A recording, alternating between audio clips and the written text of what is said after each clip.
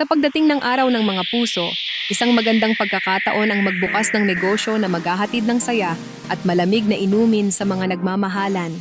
Isang mahusay na ideya ay ang pag-aalok ng masarap na milk tea or shake na siguradong tatangkilikin ng lahat. Pumili ng mga sangkap na mula sa Casa Flavoring Powder at Primera Flavoring Powder upang lumikha ng natatanging lasa, idadagdag ang Tachong Ho Fruit Syrup para sa kakaibang tamis. Ang Vama Blanca Non-Dairy Creamer at Malaysian Non-Dairy Creamer ay nagbibigay ng malasutla at kremosong texture, habang ang Daesang Fructose Syrup ay nagdadala ng tamang tamis na magugustuhan ng bawat customer.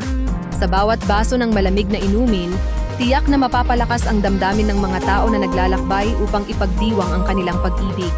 Magsimula na sa iyong negosyong ito. Talaga namang patok ito sa mga nagde-date sa kanilang mga minamahal.